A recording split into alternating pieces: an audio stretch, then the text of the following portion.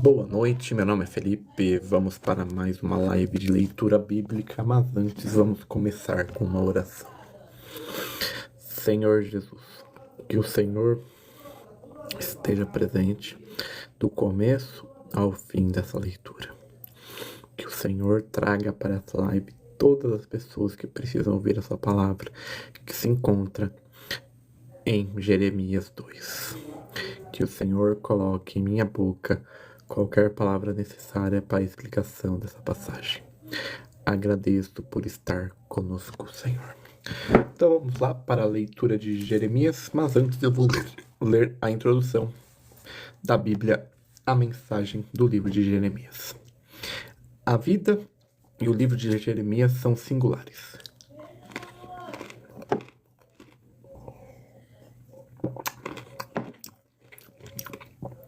Ele escreveu o que viu, o que viveu, e viveu o que escreveu. Não há dissonância entre a vida e o livro. Alguns escreveram melhor do que vivem, outros vivem melhor do que escrevem. Jeremias, escrevendo ou vivendo, era o mesmo Jeremias. É importante saber disso, porque Jeremias é o profeta predileto de muitos de nós, especialmente quando passamos por momentos difíceis e queremos uma ajuda confiável para saber o que pensar, como orar e como continuar. Nessas horas queremos ver as credenciais. O livro de Jeremias tem essas credenciais. Vivemos tempos conturbados. As décadas que predecem e sucedem um momento crucial do início do terceiro milênio não são exatamente inéditas. Sem dúvidas, houve tempo semelhante no passado, que deixaram o mundo inteiro cabaleando, pensando o que estava acontecendo na terra e no céu. Mas não importa a causa, a amplitude, os problemas exigem atenção. A vida atribulada de Jeremias coincidiu com um dos períodos mais problemáticos da história hebraica. As décadas que conduziram à queda de Jerusalém em 587 a.C., seguido pelo exílio babilônico. Tudo que poderia dar de errado, deu errado. E Jeremias estava bem no meio da tormenta, orando e pregando, sofrendo, trabalhando, escrevendo, crendo em Deus. Ele sobreviveu a tempestades intensas de hostilidades e ondas de dúvidas amargas. Cada músculo do seu corpo foi forçado ao limite pela fadiga. Cada pensamento seu foi questionando. Para cada sentimento passou pela prova de fogo, da ridicularização. E ele suportou todas essas forças opostas, agonizou, mas escreveu sua experiência de maneira magnífica. O que acontece quando tudo que você crê e tudo pelo que vive é esmagado pela circunstância? Às vezes, a revogação do que esperamos de Deus vem a nós como indivíduos, outra vez como comunidades inteiras. E quando isso acontece, qual o efeito da catástrofe em nós? Serve para reformular nossa vida de modo que ela harmonize com o que Deus é. Não ao que gostaríamos ou imaginássemos que fosse. Ou será que as circunstâncias adversas levarão a abandonar o Senhor? Ou pior ainda, irão descandear em nós uma busca obstinada pelo antigo e corrompido sistema de crenças? Um novo apelo a uma ilusão para salvar a vida?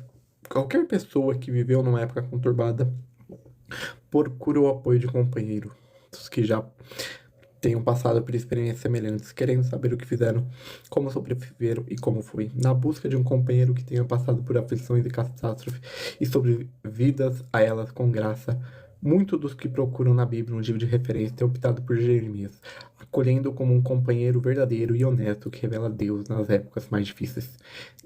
Imagina-se que houvesse uma pessoa no Titanic, com um sonar tentando fazer o capitão e a tripulação acreditar que havia um iceberg adiante, mas eles nunca ouviram falar em um sonar.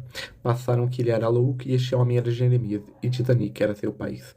Ele se empenhava em convencer o povo de que não alterasse o curso moral da nação. Deus deixaria a colisão acontecer.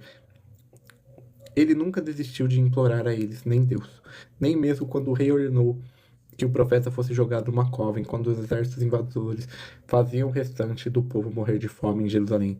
De certa forma, ele era um fracasso, porque não conseguiu alcançar os objetivos pretendidos, mas também era um sucesso, porque fez o que tinha de fazer. Quando o ministério de Jeremias começou, o povo de Judá pensava apenas em retornar aos bons tempos da prosperidade econômica. Além da guerra, partidos políticos implacáveis, ambições, corrupções, colapso político e fome aos poucos apagaram-se algo que desde a certeza de que se manteriam vivos. Para isso, validavam até fantasias em torno de pessoas de Deus. Eles opuseram a Jeremias com a prisão e ameaças de morte, chamando de traidor pelo fato de ele haver preditido a derrota da nação. Contexto. Por volta do ano 646 e 586 a.C., em 621 a.C., Atenas enfrentava dificuldades econômicas e sociais. Um líder chamado Dracon restaurou a ordem promulgando uma série de leis extremamente rigorosas que puniam quase todos os crimes com pena de morte. A palavra draconiano deriva do nome dele. Mais tarde, em 590 a.C., um líder chamado Solon reformou a lei das cidades, mantendo a pena de morte apenas para os casos de assassinato e carnificina. Solon tentou encontrar soluções justas para os conflitos entre os ricos e os pobres. A Constituição que escreveu foi um grande passo para a estabilidade de um governo democrático. Então, essa é a introdução do livro de Jeremias. Agora vamos ler o segundo capítulo deste profeta. A apostasia de Israel. Apostasia, para quem não sabe, é abandono da fé. Eis que a mim chegou a palavra de Yahvé, ordenando: vá e proclame aos ouvintes de toda Jerusalém o seguinte: eu me recordo bem do teu profundo e leal amor com a minha noiva, nos tempos da juventude, como recém-casados. Estavas apaixonado por mim e me seguias pelo deserto, por terras áridas e ainda não semeadas. Ora, Israel, meu povo era sagrado com Yahvé, com as primícias de sua colheita. Todos aqueles que se atreviam a devotá-los eram considerados agressores e culpados, e, portanto, de desgraça os perseguia até puni-los. Palavra do Senhor. Portanto, ouviu a palavra de Yahvé, ó casa de Jacó, todos os clãs da comunidade de Israel. Assim diz o Senhor: o que encontraram os vossos pais de injusto em mim ou em minhas atitudes, para que se afastarem da minha pessoa e partissem em busca do nada, do vazio, tornando-se eles mesmos nulos e sem sentido? Ora, se eles questionarem onde está Yahvé, e que nos fez sair da terra do Egito e nos conduziu pelo deserto por uma terra de estepes e barrancos, por uma terra seca e de trevas, por uma terra que ninguém atravessava, na qual o ser humano não tem condições de viver, entretanto, eu vos trouxe para uma terra fértil, a fim de que ali alimentassem e aproveitasseis de todos os bons frutos e bens. Contudo, vós andestrais e profanastes a minha terra, tornando-se a minha herança abominável. Os sacerdotes não indagaram por Yahvé, os intérpretes da Torá, a lei do Sanherib, a manutenção das ordenanças, nem reconheceram, e os líderes do povo se rebelaram contra a minha pessoa. Os profetas pregaram em nome de Baal, seguindo seus deuses imaginários e inúteis. Por isso, eu novamente os acuso em juízo, declara Yahvé. Eu farei denúncias também contra os filhos de vossos filhos, diz o Senhor.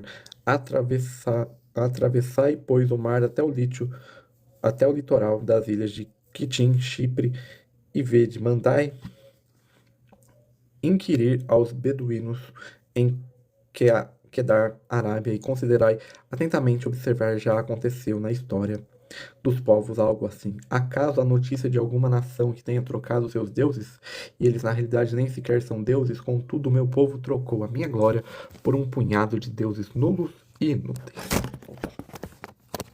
Caímos aqui.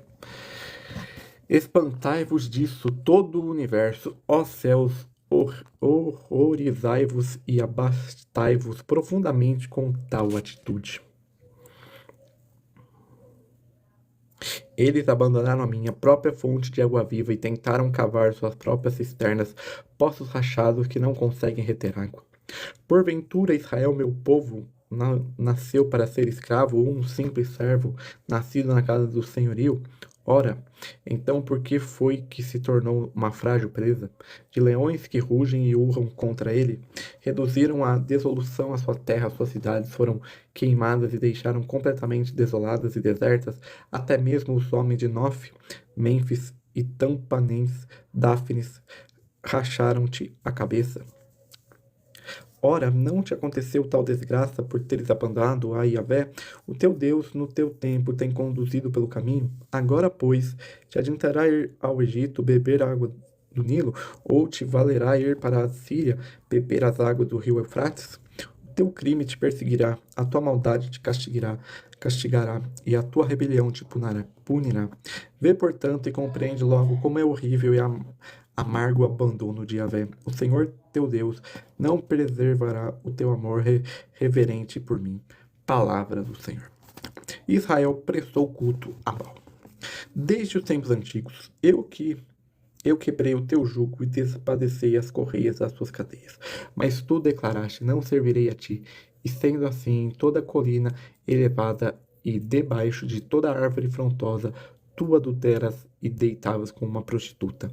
Eu a plantei como uma videira excelente de semente absolutamente pura. Como pudeste deixar transformar numa parreira podre e selvagem?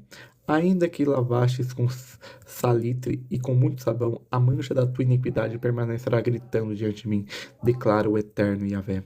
Como pode alegar que não profanaste e não correste atrás do Deus Baal e seus ídolos? Reflete sobre a tua atitude no vale e reconhece o que fizeste. És, portanto, como uma camela jovem, e arrisca que corre para todos os lados, como uma jumenta selvagem habituada ao deserto, que no odor dos seus cios sorve o vento. Quem será capaz de frear as suas paixões? Os machos que te procuram não precisam se cansar, porque logo encontrarão as que está no meio do cio. Não permitas que os teus pés sejam esfolados, nem a tua garganta fique seca. Mas tu alegas: não tem jeito. Eu estou apaixonado pelos deuses estrangeiros e continuei correndo atrás deles. Como se envergonha o ladrão que é apanhado em flagrante assim. A casa de Israel ficará envergonhada, seus reis e oficiais, seus sacerdotes e profetas, pois todos se curvaram diante de um pedaço de madeira e declaram: tu és meu Abba, Pai, e uma lasca de pedra tu me geraste. Assim voltaram para minhas costas e não face mais. Na hora das adversidades clamam: erguei-te em favor, salva-nos por misericórdia. E nessa hora, onde estarão os teus deuses que fabricaste para cultuar, que se levaram eles, se é que podem vir em teu socorro e te levarem em teus momentos de angústia e desespero? Afinal, os teus deuses são tão numerosos como as tais cidades, ó Judá. Por que lanças contra mim tuas críticas e acusações? Vós todos vos rebelastes contra a minha pessoa, afirma o Senhor. Eu vos castiguei, os vossos filhos. Eles não compreenderão nem aceitarão a correção que lhes for ministrada. Vossa espada que tem destruído os vossos próprios profetas como um leão selvagem e sanguinário. Vós, desta geração, vede e considerai atentamente o que diz a palavra do Senhor. Tem sido um deserto para Israel, um lugar tenebroso e insópito.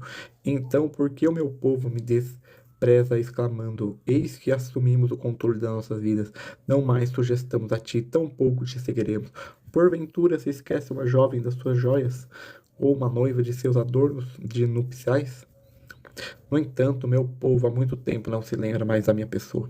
Sabeis correr atrás das tuas paixões com tanto andor e eficácia que até as prostitutas é capaz de ensinar o teu modo de proceder. Até nas orlas de tuas roupas encontra-se sangue dos cadáveres dos pobres inocentes que foram surpreendidos arrombando casas. Mas apesar de tudo isso, ainda alegas: eu sou inocente, eu não pode estar tão irado comigo. Todavia, eu determinei a tua sentença e punição, porquanto não te arrependas-se. E ainda alegaste: eu não pequei. Que leviandade da tua parte mudar assim tão fácil de caminho. Eis que ficará decepcionado com o Egito, do mesmo modo que te frustrará com a Síria. Dali também sairás com as mãos na cabeça, pois Yahvé, o Senhor, rejeitou também aqueles que depositaram a tua confiança, e não receberei qualquer ajuda efetiva da parte deles. E é isso, essa é a leitura de Jeremias 2, onde Deus fala algumas verdades ao povo de Israel que estava apostasando da sua fé. Agradeço a todos que assistiram, que deixaram seu like. Logo menos essa live estará disponível no YouTube. Até, tenha um bom resto de segunda-feira, um bom início de semana e até amanhã.